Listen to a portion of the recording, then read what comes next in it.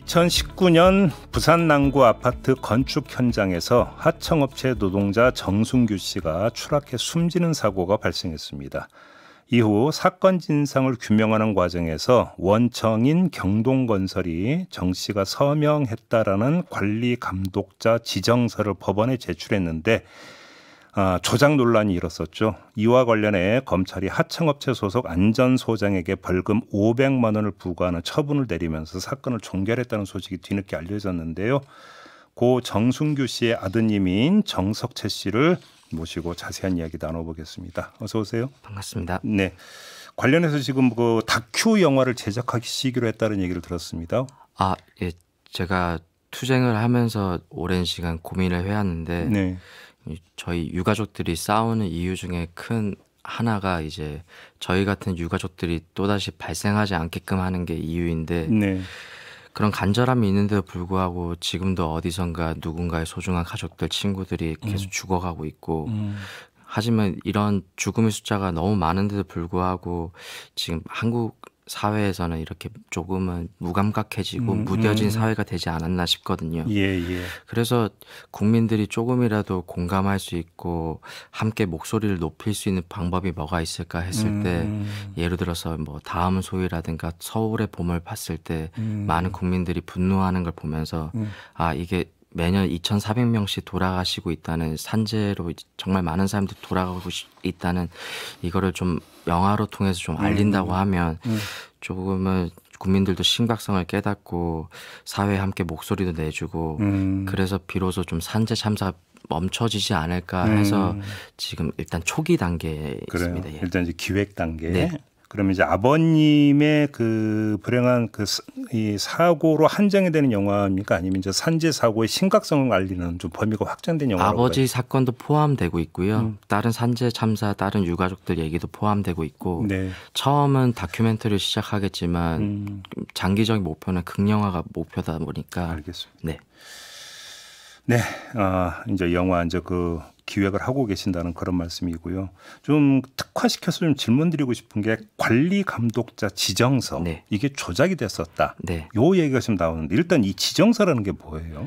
그게 안전관리에 책임이 있다는 그 서류인데 우선 저희 아버지가 이제 산재 사망으로 돌아가시고 좀 이게 운이 좋다고 표현하는 것도 좀 그렇지만 한 시사 프로그램을 통해서 이제 바로 사고 현장에 훼손되고 은폐하고 조작된 것들을 다 증거들을 확보할 수 있었는데 형사 재판이 진행되면서 관리 감독자 안전관리 책임에는 정순규 씨한테 있다 하면서 이제 경동건설 측이 주장을 하면서 증거를 모은다는 마음으로 재판이 끝날 때마다 이제 재판 기록이나 속기록을 열람을 하다가 정확하게 아버지 일주기 때 수백 장의 문서들을 보다가 관리 감독자 지정서를 발견했고 아무리 봐도 이제 필체랑 서명이 이제 아버지 글씨가 아니다 보니까 유가족들 말에는 좀 힘이 없다 보니 전문 필적 감정 기관에 의뢰를 해서 이제 의뢰를 했더니 이제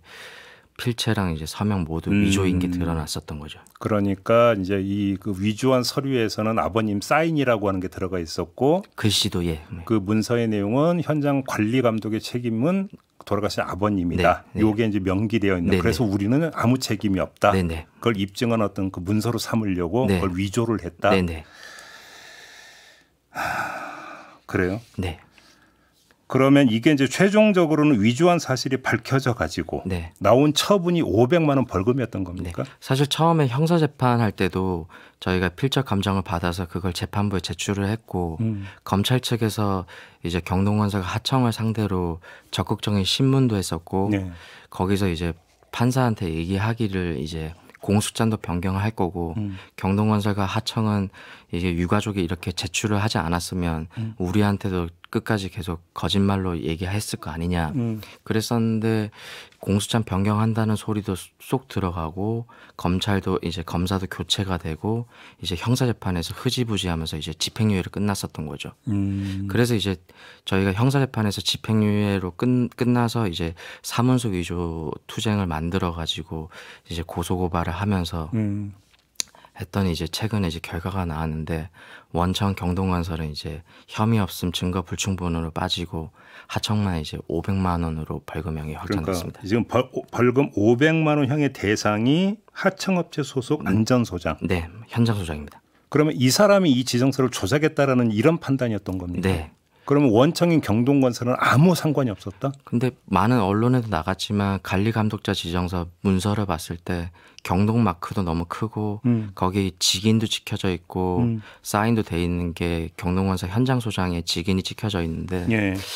이게 참 원청이 빠졌다는 거에 대해서는 안타깝고 개탄스러운데 이게 법리적으로 유가족이 할 수 있는 게 이게 최선이더라고요.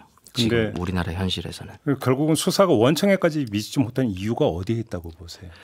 이게 어느 부분부터 잘못했다고 해야 될지 모르겠지만 제도적인 문제도 있을 거고 수십 년 동안 매년 2,400명 10년으로 했을 때 24,000명인데 이렇게 너무 많은 숫자들이 돌아가시고 있고 한국에서 OECD 국가 중에 산재 사망률 1위인데 불구하고 네. 항상 계속 원청은 계속 빠져나가고 원청은 처벌해서 솜방망이 처벌이 되다 보니까 이게 재판부의 문제도 있을 거고 사법부의 문제도 있을 거고 예. 여러 제도적인 문제가 쌓여서 이런 악순환이 계속된다고 생각하고 있습니다. 그래요. 이게 지금 말씀을 듣다 보니까 얼핏 떠오르는 게 이게 중대재해처벌법을 또 그러니까 피해가 하나의 구멍일 수도 있겠다는 생각이 좀 드네요. 네. 그런 말씀을 듣다 보니까 저희가 유가족들이 거리에 나와가지고 이제 중대재해처벌법도 힘겹게 제정을 했었는데 예.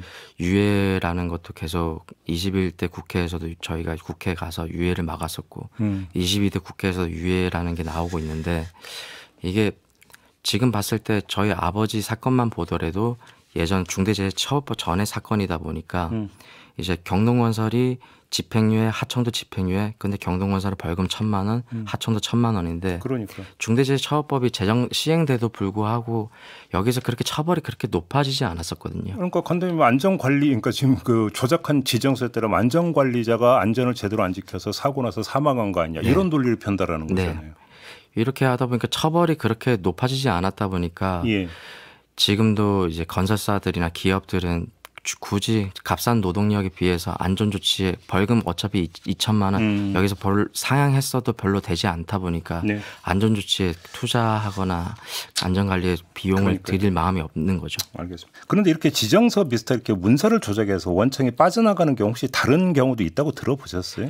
저희가 지금 얼굴 드러내놓고 싸우는 유가족 중에 사문서 위조를 적극적으로 대응했었던 게 저희들 뿐이라서 일단 다른 정보들 같은 건 얻지는 못했었는데 네.